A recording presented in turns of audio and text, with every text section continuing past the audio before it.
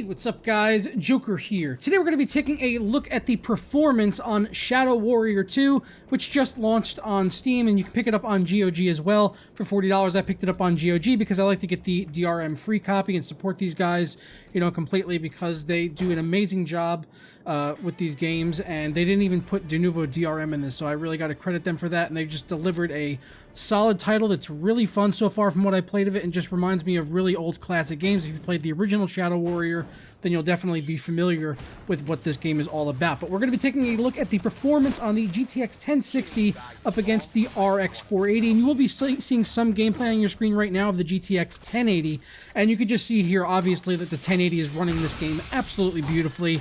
This is at 1440p with everything cranked all the way up. On the 1080, I had the one NVIDIA option toggled on for the extra graphical shading effects, but when we actually tested with the 1060 and the 480, I did disable that option for the 1060 because it wasn't even available on the RX 480 side. So that is one option that we did not end up using. But like I said, the 1080 here is running the game absolutely beautifully, and I have no doubts that it would be able to run it over 60 FPS and 4K as well, based on the performance that we're seeing here at 1440p. But we're really going to be focusing on the 480 versus the 1060. So let's go ahead and jump into the options menu to give you guys an idea of the options that we are using here, because I did turn off a couple of little things like motion blur, and I did actually have depth of field on when I was testing with the 1060 and the RX 480.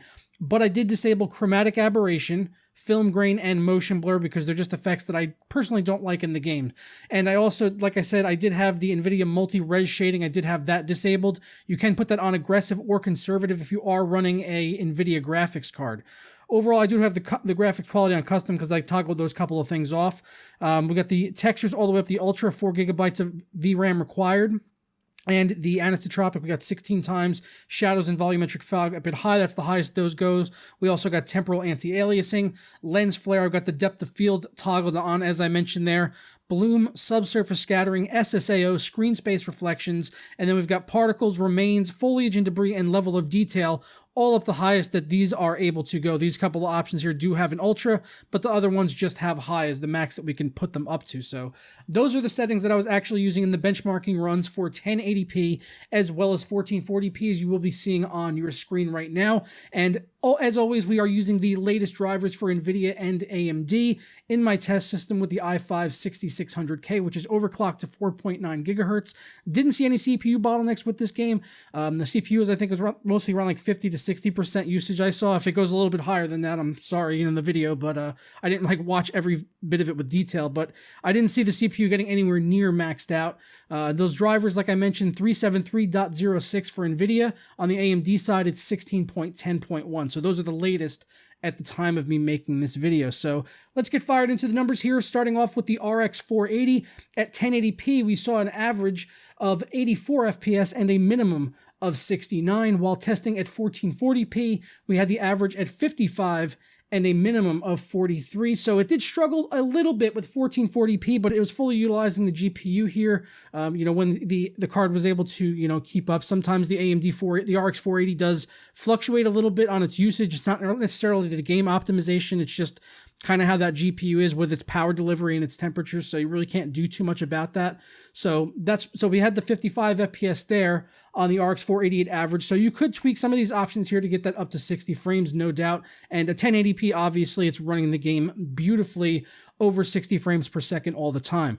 Switching now to the GTX 1060 at 1080p, starting at Ultra here with those couple of options toggled off as we went over in the graphics options. We are running at an average of 94 FPS and a minimum of 77, so totally crushing it at 1080p, actually beating out the RX 480 by 10 FPS in the averages and 8 FPS in the minimums. And then when we bump that up to 1440p, the victory continues for the NVIDIA side here in Shadow Warrior 2, pulling in an average of 60 FPS, so that's solid average 60 there, and minimum of 49. So on the minimums there, beating out the RX 480 as well by 6 FPS and the minimums by 5. So it looks like this game is going to be running a little bit better on the GTX 1060, but the RX 480 is still delivering a very playable experience in what I would consider a greatly optimized title. Totally worth the $40 that you could pick it up for over on GOG. I don't have like an affiliate link or anything with GOG or whatever, but I'm going to link to them down in the description below because I just love that website and I like their, you know, DRM free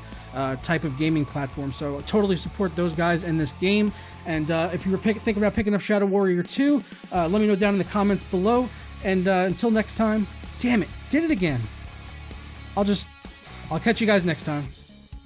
Tara, I swear I'm not doing this joke intentionally with the next time, saying it multiple times. In case this is your first time here, I'm like doing this all the time where I'll accidentally say, I'll catch you next time, I'll catch you next time, like I say it twice. I don't know why it happens. It's only started recently, but I'm gonna stop it. I'm gonna start like punching myself in the face when it happens or something. I gotta think of something to stop this. Oh, look at this. We have a resolution scale option. I didn't even see that before. Cool. That goes up to 200%. Very nice. Alright, I'll catch you guys next time. Tara.